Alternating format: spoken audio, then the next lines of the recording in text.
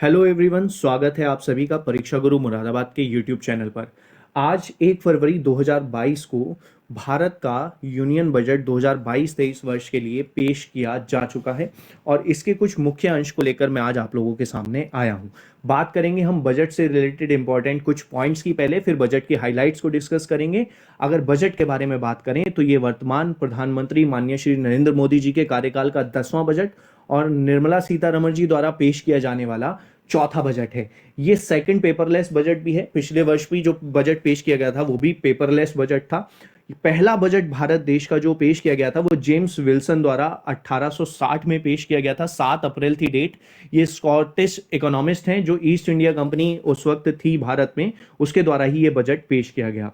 अगर सबसे ज्यादा बार बजट पेश करने की बात करें तो मोरारजी देसाई का नाम सबसे पहले आता है, जिन्होंने 10 बार अब तक बजट पेश किया गया है, और पी चिदम्बरम जी द्वारा 9 बार यूनियन बजट को पेश किया गया है। निर्मला सीतारमण जी अपने लंबे लंबे भाषण देने के लिए जानी जाती हैं, जो बजट में जनरली देखने के लिए मिला। 2019 में 2 घंटे 15 मिनट तक उनकी स्पीच चली और 2020 में 2 घंटे 42 मिनट के बजट भाषण द्वारा उन्होंने अपने पिछले रिकॉर्ड को तोड़ा है। अगर बात करें हम बजट के कुछ मुख्य अंशों की, तो इस बजट में 25 साल का हेल्थ ग्रोथ ब्लूप्रिंट प्रायोरिटी पर रखा गया है, यानी कि आने वाले 25 सालों में भारत का हेल्थ इंफ्रास्ट्रक्चर किस तरह से ग्रो करेगा उसके बारे में बात की गई है।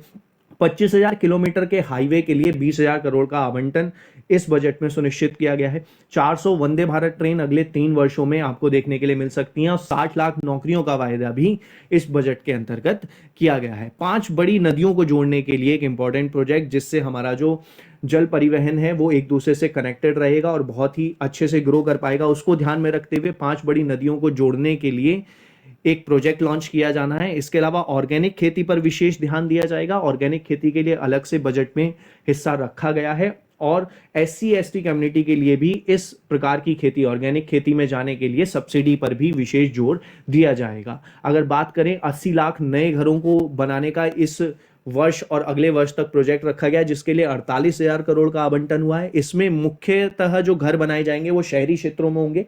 ग्रामीण क्षेत्रों में भी कुछ अंश पर घर बनाए जाएंगे और उनको आधुनिक तौर पर तैयार किया जाएगा। डिजिटल हाउसेस बनाने का प्रोजेक्ट रखा गया है।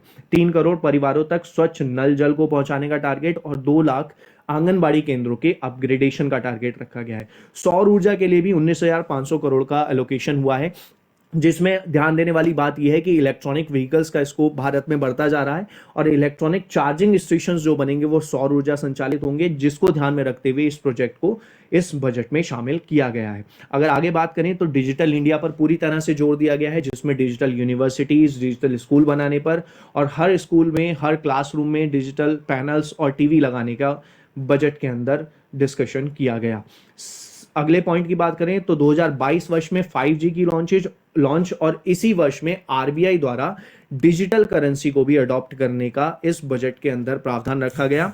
और ये जो डिजिटल एसेट होगा हमारा क्रिप्टो करेंसी, इसको टैक्स के दायरे में भी रखा जाएगा। 30% वाले टैक्स स्लैब में इसको रखा गया है। अब यहां पर एक क्वेश्चन मैं आप लोगों से पूछने जा रहा हूं, जिसका आपको जवाब कमेंट सेक्शन में लिखना है कि पहला ऐसा कौन सा देश है जिसने डिजिटल करेंसी को अपनी नेशनल करेंसी के रूप में एक्सेप्ट किया। उस देश का नाम आप कमेंट सेक्शन में मेंशन कर दीजिए। अगले बात करें तो डिजिटल पासपोर्ट सेवा केंद्र बनेंगे भारत में। ई पासपोर्ट की फैसिलिटी इस वर्ष से शुरू होने वाली है, जिसमें पासपोर्ट के अंदर चिप वगैरह का प्रावधान किया जाएगा, डिजिटल चिप लगाई जाएंगी। डिजिटल डाकघर को बनाने का प्रोजेक्ट भी डिजिटल इंडिया के तहत जोर शोरों पर है। डाकघरों को डिजिटलाइज करने का और डाकघरों में ATM स्टैब्लिश करने का भी इस बजट में मुख्य रूप से वर्णन किया गया। आगे बात करें तो बजट का 25% हिस्सा रक्षा रिसर्च के लिए सुनिश्चित किया गया और इसमें भी इंपॉर्टेंट बात यह है कि 68% तक भारतीय कंपनियों की भागीदारी सुनिश्चित की गई है। वन नेशन और वन रजिस्ट्रेशन की पॉलिसी पर वर्क पर बहुत ज्यादा जोर दिया जाने का इसमें बजट में प्रावधान है। केन बेतवा प्रोजेक्ट के लिए भी 1400 करोड़ दिए गए हैं। टैक्स स्लैब में किसी प्रकार का कोई परिवर्तन नहीं है, यानी कि टैक्स में किसी तरह की कोई राहत आगे देने का सरकार का कोई इरादा नहीं है। कॉर्पोरेट टैक्स और सरचार्ज में कटौती की गई है और इसी के आगे अगर हम चलें तो हीरे पर कस्टम ड्यूटी जो है वो घटा दी गई है। इसके अलावा विदेशी मशीनरी सस्ती हो गई है, खेती के उपकरण सस्ते हुए हैं और कपड़े और चमड़े का सामान भी सस्ता हो गया है। तो ये थे बजट के कुछ मुख्य अंश। आगे की जानकारी के लिए आप जुड़े रहिए परीक्षा गुरु मुरादाबाद के साथ। जिन्होंने चैनल को सब्सक्राइब नहीं किया, चैनल सब्सक्राइब कर दें, वीडियो को लाइक कर दें और ज्यादा से ज्यादा लोगों तक वीडियो को शेयर कीजिए। Thank you so much for being here. Thanks for your patience.